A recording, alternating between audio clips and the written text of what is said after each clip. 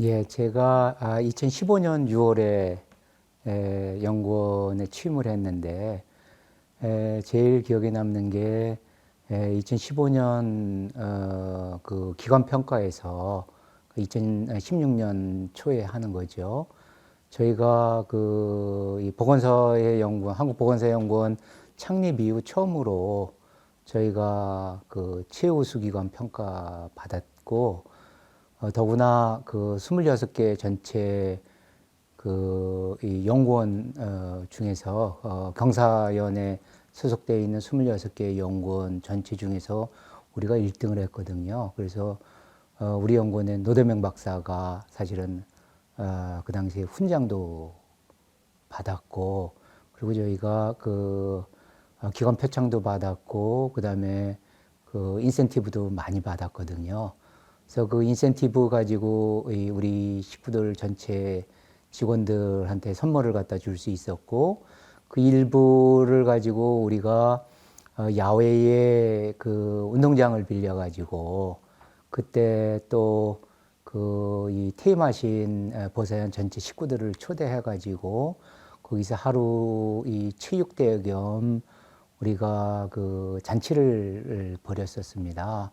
그래서 그때 그 하루 종일 체육 활동을 하면서 저희 전체 식구들이 즐거워하던 모습이 굉장히 저한테는 인상적으로 남아 있고요.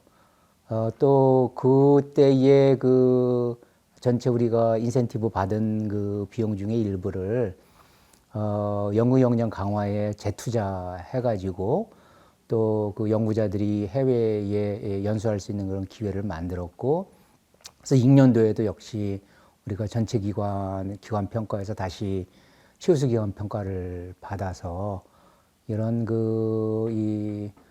복지의 선순환처럼 연구원 운영에 있어서의 선순환, 이것이 저한테는 아주 굉장히 인상에 남아 있고요. 또 하나는 이제 아주 직접적인 이 연구 관련돼서 좀 기억에 남는 게, 연구원 전체 식구들이 굉장히 협조를 해주셔서 우리 연구원의 연구자들의 이 급여 수준이 아주 그렇게 최고 수준은 아니라서 그 좋은 인재를 확보했음에도 불구하고 이직하거나 이런 현상이 있었을 때 전체 우리 이 식구들이 서로 도움을 줘가지고 이 새로 들어오는 연구자들에 대한 그런 임금을 아주 대폭 획기적으로, 뭐 솔직히 말씀은 1,000만 원 정도까지 그 올림을 통해 가지고 좋은 인재를 확보할 수 있도록 한 것도 사실은 그러니까 쉽게 해서 임금체계 개편이죠. 이것은 뭐 특정 어떤 그 집단이 하고 싶어서 되는 것도 아니고 전체 연구원 소속자들이 동의하에 서로 연구원의 장기 발전을 위해서 서로 양보해가지고 이루어진 것이거든요. 그래서 그것은 연구원 발전에 큰 초석이 됐다고 해서 저는 또 기억에 남고, 하나는 또 가장 연구원에서 중요한 게 제가 보기에는 연구 보고서라고 저는 생각을 하는데, 이전에 보면은 사실은 연구 보고서가 제가 처음에 가서 연구원에 있는 보고서를 굉장히 많이 읽었거든요. 그 읽으면서 좀 여러 가지 좀 문제점을 많이 발견을 했고, 일단 발간하는 어떤 오탈자도 많이 심지어 있고, 질적인 수준에서도 좀 문제 소지가 있는, 그러니까 충분히 성숙되지 못한 보고서도 나가는 것 같아서 좀 체계적으로 이 발간이 될 수 있도록 발간위원회라는 것을 만들어서 우리가 실제로 교정학 전문가를 갖다가 우리가 초빙을 하고, 그러니까 정규직으로 또 됐고, 그리고 이 프로세스 관련돼서 외부 심사위원들이 엄격하게 그것을 갖다 심사함을 통해서 보고서의 질을 갖다가 좀 높일 수 있는 그런 계기를 마련한 것은 저는 굉장히 아직도 좀 마음 한쪽으로 뿌듯한 그런 느낌으로 가지고 있습니다. 그렇죠. 내가 만들었죠. 그게 사실은 그거 만들 때 내가 KDI 다 벤치마킹 해가지고 그거 다 싫어했죠. 그거 좋아하는 사람 누가 있었어요.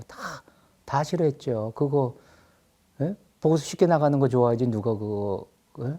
발간위원회 그거 해갖고 평가해가지고 예? 그 발간 안 될 수도 있고 그리고 거기에 평가하는 것에 대해서 사실은 별로 사람들이 안 좋아하죠.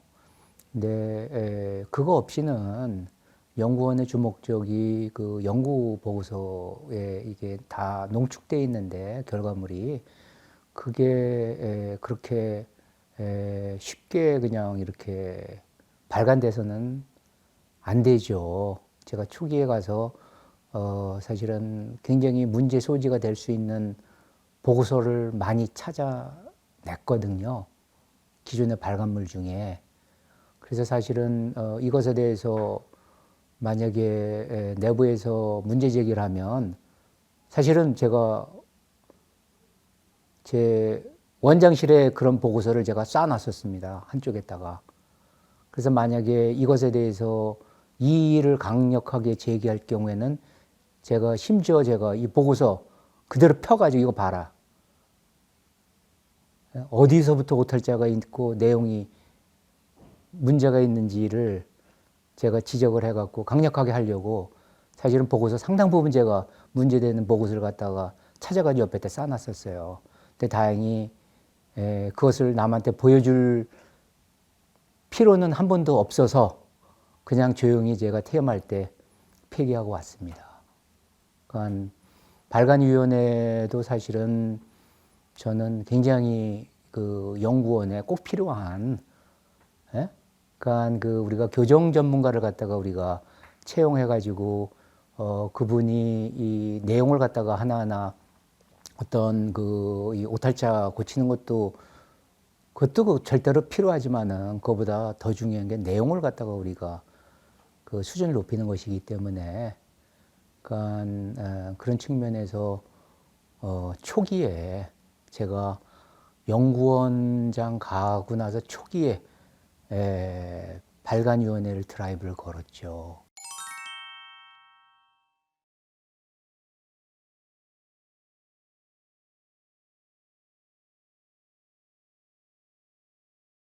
어려운 점이 없을 리가 있나요? 제가 사실은 연구원에 있으면서 저는 첫날부터 끝날까지 엄청나게 모르겠습니다. 다른 분도 그러셨겠지만 제 나름대로는 첫날부터 끝날까지 긴장하면서 지냈습니다. 기억하시겠지만 저희 연구원 출근 시간은 봄, 여름, 가을, 열 첫날부터 마지막 날까지 7시 이전입니다. 서울서 출발할 때 제가 우리 김옥수 선생이 가장 고생했는데 우리 집에 5시 20분에서 출발해요. 5시 20분에. 그러면 7시 이전에 세종 들어갑니다. 제 사무실에. 그러면 나는 그때부터 예를 들면 월요일 날 같은 건 9시에 회의 자료를 내가 칼같이 꼼꼼하게 봤거든요. 실장들 엄청나게 아마 고생했을 거예요. 왜냐하면은 그 실장들보다 내가 훨씬 더 내가 공부를 많이 했거든요. 그 보고하는 것을. 앞뒤가 안 맞는 거부터 해가지고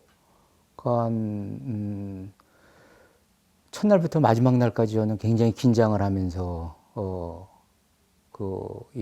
제 역할을 했고 굉장히 뭐 이런 반발이 있죠.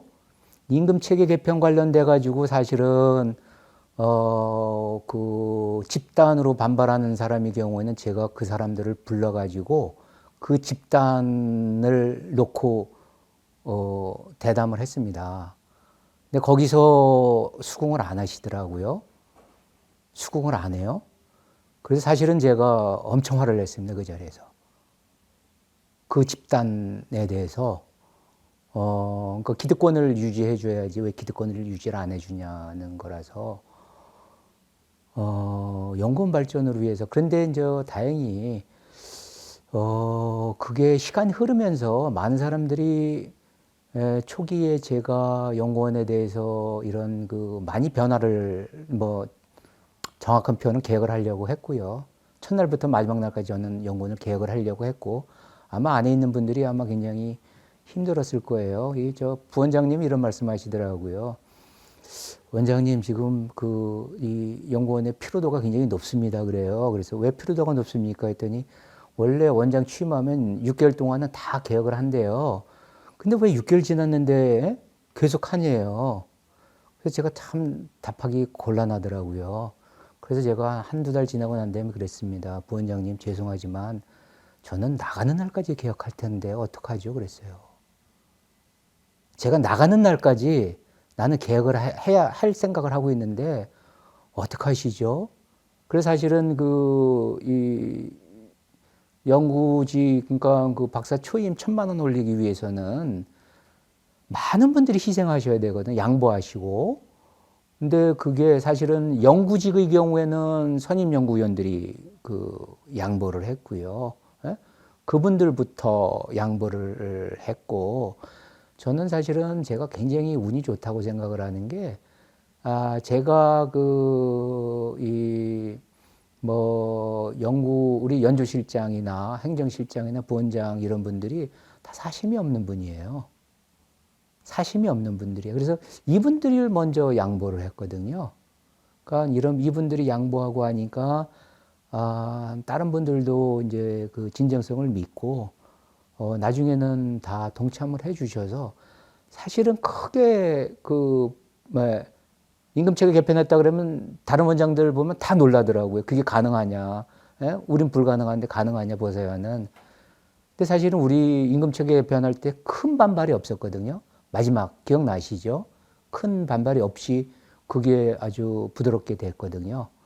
그래서 그 당시에 그 같이 저하고 근무하시던 분들이 다 솔선수범을 하셔서 자기 거부터 양보를 하셔가지고 그래갖고 우리 저 행정직에 있는 분들도 사실은 조남주 실장이 굉장히 양보를 해갖고 설득을 했고 그래갖고 전체적으로 사실은 거의 갈등이 없었어요. 제가 굉장히 환경 친화적이려고 노력을 하는데 사실은 좀 굉장히 그 연구원에서 얘기하기가 미안해요. 왜냐하면은 제가 그런 것에 가서 얘기하는 것은 너무 사소한 거 실수가 있어서 사실은 저는 이 환경이 굉장히 환경 보호가 중요하기 때문에 예? 모든 것을 아껴 써야 된다. 전기뿐만 아니라 종이도 그렇고 모든 것을 비용 때문이 아니고 환경을 위해서 다 아껴 써야 된다. 늘 뭐 저는 아주 우연찮게 제가 독일서 공부를 했고 독일의 경우에서는 그 초등학생부터 그런 교육을 시키거든요. 그래서 저도 이제 그런 영향을 많이 받았고 환경 그 중시에 대해서 그래서 일상생활에 그것을 실현하려고 사실은 학교에서도 저는 그 강의 끝나고 지나가면서 빈 강의실 다 끄고 다니거든요, 제가. 사람들이 굉장히 놀래요. 지나가면서 불 있으면 내가 다 끄고 다니거든요. 근데 연구원에서는 이런 말씀을 드리는 게 좀 뭐 혼자 잘난 척 하는 것 같아서 굉장히 조심스러웠어요.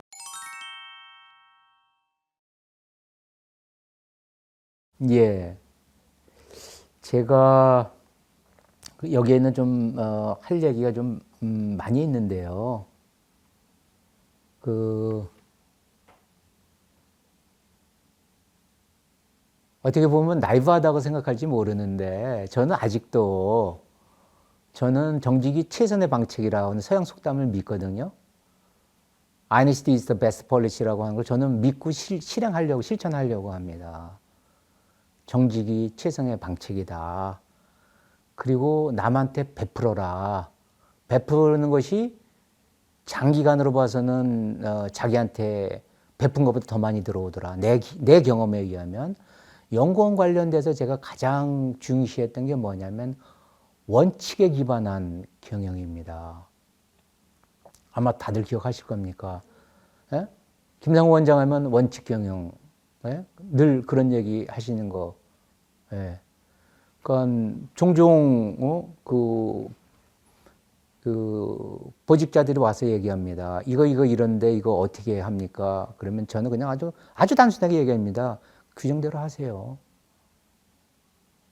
규정대로 하세요. 규정이 있잖아요. 규정 있는 대로 하세요. 만약 규정이 잘못되어 있으면 나중에 고치면 되는 거고, 문제가 있으면은 나중에 보고를 하세요. 규정 그럼 고쳐야 되니까 이 규정대로 하세요.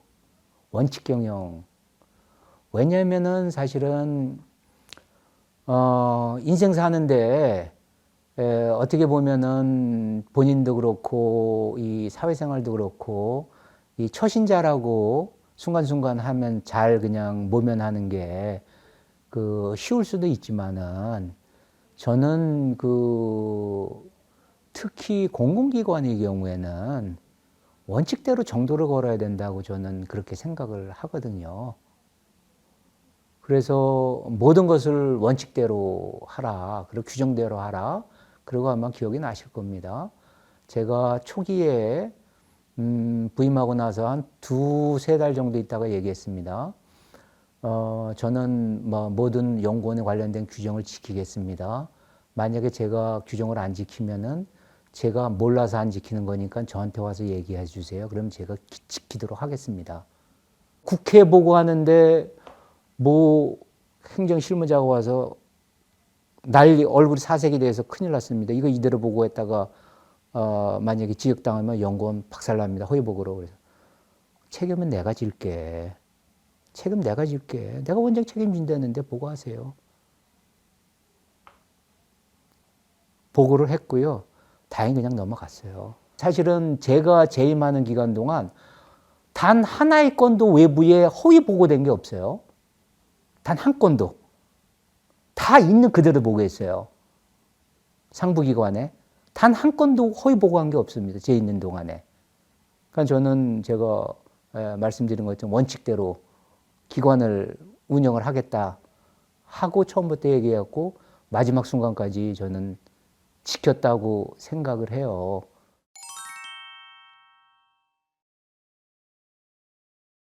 제가 사실은 제가 연구원에 가서 이 남 앞에 얘기할 때 읽고 한 게 딱 두 번이에요. 갖고 그대로 읽은 게 딱 두 번입니다. 연구원에. 취임사하고 이임사 두 번입니다. 취임사하고 이임사 두 번이에요. 그때만 제가 보고 읽었고 나머지 한 번도 읽은 적이 없어요. 늘 그냥 얘기를 했어요.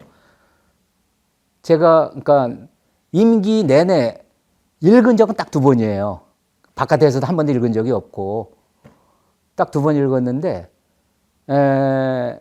취임사 때 제가 역점적으로 하겠다는 것을 말씀을 드렸고 이임사 때 취임사 때 제가 하겠다고 한 거 어디까지 하고 무엇을 못했는지 제가 스스로 평가하고 나갔거든요. 근데 그때 취임사 때 제가 여러 가지 하겠다고 한 것 중에 제가 외부에서 봤을 때 보건사회연구원이 추가로 해야 될 연구 분야가 무엇이냐면은 북한 관련 통일 복지예요. 연구를 아무도 안 해. 예? 통일 관련된 연구를 아무도 안 해요. 그러니까 복지 관련 예? 통일됐을 때 복지 관련된 연구를 아무도 안 해요. 단 한 명도 없어요, 연구원에.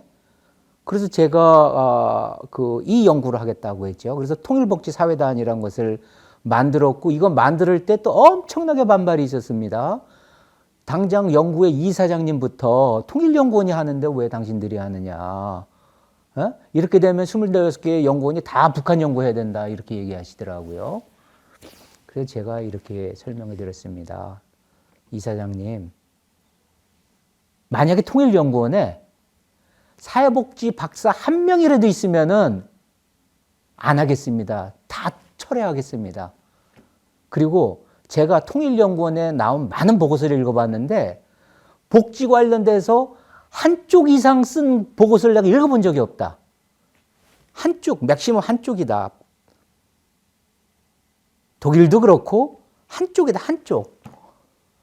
그런 다음에 통일부에다가 물어보면은 통일 관련 연구가 다 돼 있다고 합니다. 제가 보기에는 전혀 안 돼 있어요. 다 돼 있다고 하는 것은 총론만 돼 있는 거, 정치적인 것만. 강동부자는 하나도 안 돼 있어요. 그래서 제가 이사장님을 적극 설득을 했고, 그분이 이해를 하셨고요.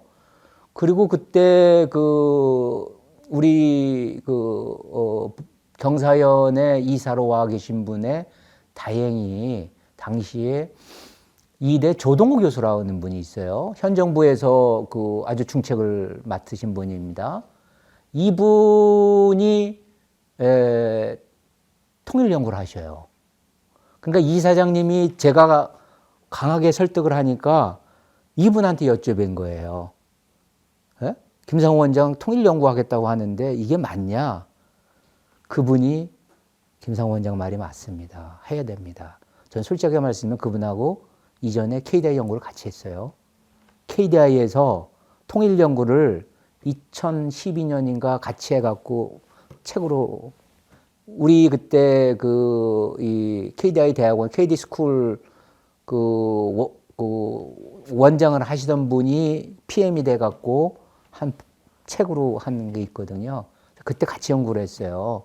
그러니까 그분만 해도 저는 솔직하게 말씀드리면 제가 통일에 대해서 90년 초부터 관심이 있었거든요. 그러니까 저는 꾸준히 했고 그 당시에 누가 있었냐면 경사연에 고일동 박사가 있었습니다. KDI에 계셨던 고일동 박사가 북한 전문가셔요. 그러니까 90년 초에 제가 고일동 박사님 찾아가 갖고 통일 관련된 자료 얻고 돈 받아 가지고 저도 연구하고 그랬거든요. 그러니까 그분도 이제 이사장님한테 이야기를 김상호 원장 하는 얘기가 맞다. 연구를 해야 된다. 보살연산 복지 관련.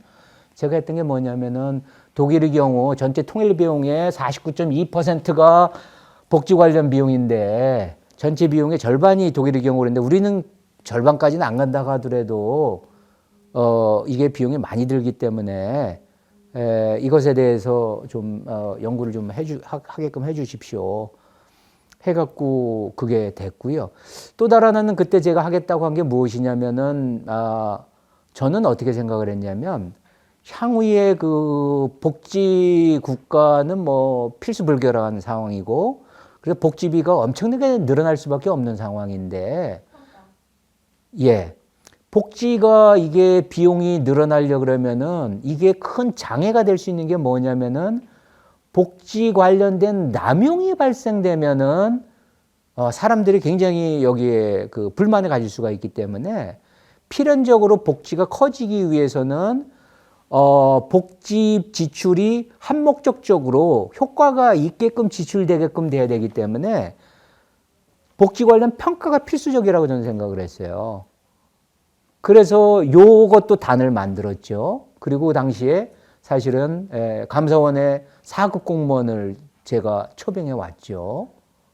감사원의 4급 공무원을 그분은 아주 유능한 공무원이었어요. 그러니까 평가 전문가입니다. 그러니까 그분 모셔와 가지고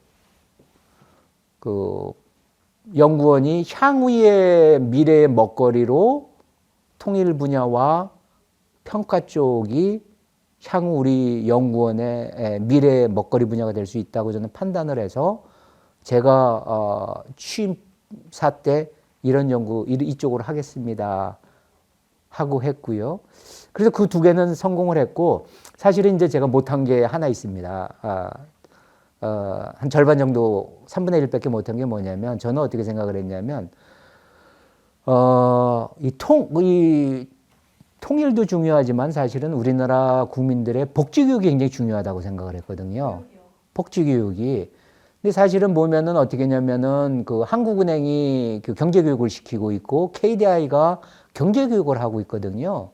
그래서 저는 복지에 대한 교육을 좀 이 젊은 사람들한테 시킬 필요가 있다.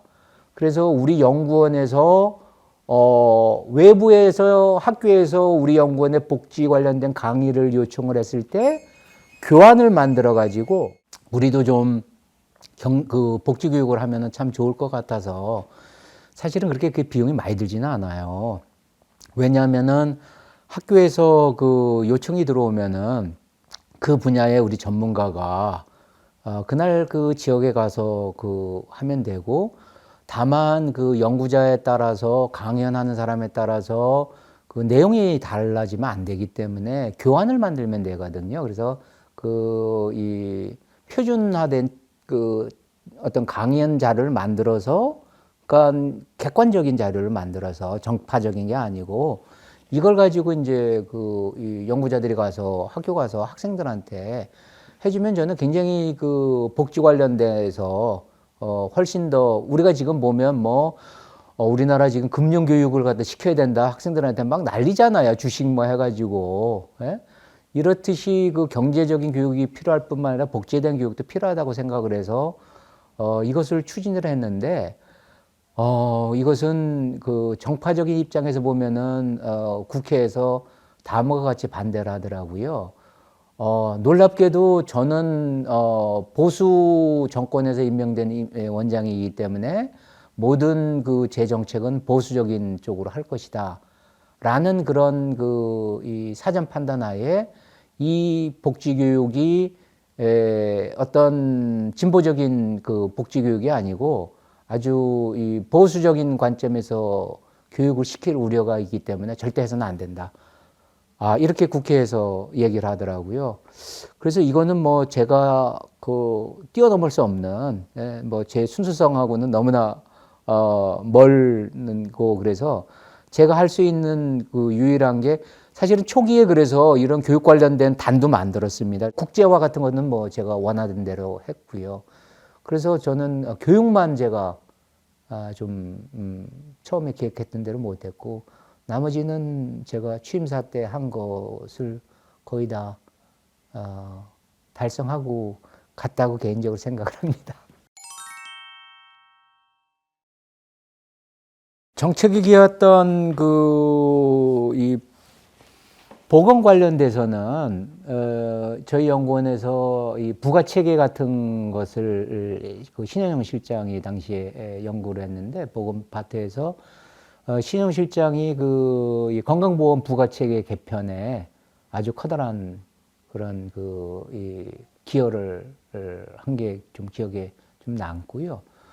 또 우리 연구원에서 주도해가지고 아동수당 관련돼서 아동수당이 도입될 때 아동수당을 어떤 형태로 어느 범위까지 어느 정도 금액을 해야 되는지, 소요 금액이 얼마 되고 범위를 갖다가 제한하는 것이 바람직한지 아니면은 실질적으로 행정비용 같은 것 때문에 우리가 보편적 수당으로 하는 게 바람직한지 이런 쪽에 대한 우리가 의견을 제시를 했고 그것이 실질적으로 정책으로 반영이 돼서 지금 아동수당이 보편화돼서 도입되고 있는 이런 것이 좀 기억에 남습니다. 또 뭐 복지 관련돼 가지고 보면은 국민기초생활보장제도의 생계급여 관련돼서 이제 가장 큰 문제가 지금도 그렇습니다만은 부양의무자 기준인데 이런 그 부양의무자 기준을 좀 완화하는 것에 대해서 우리 당신이 이제 기초보장실에서 이런 이 분야의 연구를 해가지고 복지부에 제안을 해서 그것이 그 정책에 반영돼서 실행된 이런 것들이 좀 제 기억에 좀 남아 있습니다. 사실은 저는 모르겠습니다. 다른 전임 원장님들 기간에 뭐 유관 기관하고 사이가 좋아하셨겠지만은 제가 있는 동안은 저는 외부하고 아무런 문제가 없었습니다. 우선 제일 먼저 제가 재임할 때 복지부 장관님이 세 분이셨는데 첫 번째가 문현표 장관님이셨고 두 번째가 정진엽 장관님이셨고 세 번째가 박능호 장관님이신데 사실은 뭐 문혁호 장관님은 제가 뭐 30년 동안 같이 연구를 같이 해온 연구자시고, 그러니까 뭐 사실은 저는 1992년에 귀국을 하면서 우리 연구원에 처음 제가 한 1년 정도 근무를 했는데, 그때 문영표 장관님을 이제 KDI 때 처음 알게 된 이후로 같이 꾸준히 연구를 해왔기 때문에 개인적으로 뭐 아주 이 연구자로서 돈독한 어떤 그런 관계를, 제가 꾸준히 KDI 문영표 장관님 그 연구에 참여를 했었고, 그래서 뭐 그 장관 재임 시에도 적극적으로 우리 연구원을 지원을 해주셨고, 정진엽 장관님은 사실은 저는 개인적으로 이전에 그분이 의사시기 때문에 개인적으로 알지는 못했지만은 너무나 많이 도와주신 분입니다, 연구원에. 정진엽 장관님 계실 때 주기적으로 1년에 2번씩 우리가 복지부와 연구원이 공동 세미나를 했습니다. 1년에 2번씩. 그래가지고 복지부가 중점적으로 사업을 펼쳐야 될 그런 분야에 대해서 우리가 그 각 분야별로 정책협의회를 1년에 2번씩 했습니다. 그러니까 정진엽 장관님이 아주 적극적으로 해주셨어요. 적극적으로 도와주셨습니다. 그래서 그 협의회는 물론 뭐 모든 실장하고 국장들 다 그냥 핵심 간부들 다 들어온 상태에서 우리가 각 분야의 그 중요한 그 이슈를 갖다가 던지고 거기에 대해서 토론하는 이런 것을 통해서 사실은 연구가 그 연구원이 연구원 그 보고서 내는 걸로 끝나는 게 아니라 실제로 정책을 그 개발하는 그런 기능을 할 수 있게끔 정진엽 장관님이 장을 마련해 주셨습니다. 그래서 정진엽 장관님 재임 기간에는 최소한 1년에 2번 이상 정책협의회를 꾸준히 열었습니다. 그래서 사실은 이 경사연의 기관 평가에 중요한 항목이 해당 부처와 얼마만큼 협업하느냐인데 우리는 사실 만점이에요. 우리는 만점입니다. 우리는 주기적으로 봄, 가을 계속 했거든요. 주기적으로. 그러니까 사실은 경사연 기관 중에 이런 기관이 없어요. 또 당시에 지금 수출입은행 행정으로 가 계신 박문규 행장님이 그 당시에 보건복지부 차관이셨죠. 이분도 적극적으로 도와주셨어요. 그러니까 그 장관님하고 차관님이 연구원 일이라면 뭐 적극적으로 나서서 도와주셨습니다. 그래서 저는 사실은 굉장히 운이 좋은 편이라고 저는 생각을 해요. 사실은 기억나시겠습니다마는 제 재임 시에 처음에 박사 인원 증원이 5명, 그 다음에 6명, 11명이 됐습니다. 11명의 TO가 늘어났습니다. 이게 쉽지 않은 일이거든요. 사실은 뭐 여기서 그런 얘기 하기는 그렇고, 아무튼 이런 TO를 늘리기 위해서 이런 뭐 동분서주 하면서 위에 찾아가 가지고 설득을 하고 이런 과정을 통해서 사실은 지금 연구원 식구가 저렇게 늘어난 겁니다. 보니까 요즘 뭐 이름도 모르는 박사들이 굉장히 많이 들어와 있더라고요. 현재 시각에서 보면은 좀 아쉬운 거는 저는 전체적으로 보면은 우리 그 연구원에서 저는 이 연구자의 그 보고서가 저는 좀 많이 좀 업그레이드 됐으면 하는 그런 희망상을 가지고 있어요. 그러니까 우리 연구원에 저는 뭐 참 우리 연구원에 대한 자부심도 가지고 우리 연구원 그 식구들 굉장히 열심히 하고 참 다들 인성도 좋으시고, 그런데 그 연구원의 그 보고서가 보면은 실태조사, 현황 파악 이런 쪽으로 이 연구비를 집행하는 그런 그 경우가 많아요. 저는 그게 꼭 필요하다고 봅니다. 실태 파악, 현황 조사하는 것은 다만 어떤 목적을 가지고 해야 되는 거예요. 목적이라고 하는 것은 개선을 하기 위한 그 목적을 가지고 그 개선을 하기 위한 것을 파악하기 위해서 초기 설계부터 꼼꼼하게 해가지고 이것이 어떻게 된지를 알아갖고 결과를 보고 제도를 바꿀 생각을 해야 되는데 그렇지 않고 그냥 현황 파악을 위한 그런 이 설문조사 해갖고 억 단위로 돈이 들어가 갖고 그 결과만 이렇게 하는 것은 사실은 저는 그것도 의미가 있지만은 좀 미흡하다고 우리가 그 국책연구기관으로서 우리 보사연이 그렇게 이 오래된 그런 50년도 더 되는 이런 연구기관으로서 좀 미흡하다고 생각을 하거든요. 그래서 그것은 기본적으로 필요할 경우에 해야 되지만은 한 단계 좀 더 나아가자. 좀 더 분석적으로 하고, 제도 실질적으로 개선할 수 있는 거기까지 나가게끔 처음 이런 설문 이런 설계에서부터 꼼꼼하게 하자. 그냥 대충 하고 난 다음에 나중에 보니까 이게 와서 또 다시 돌리고 막 이래 우왕좌왕. 그러니까 처음에 할 때 계획 없이 하는 거거든요.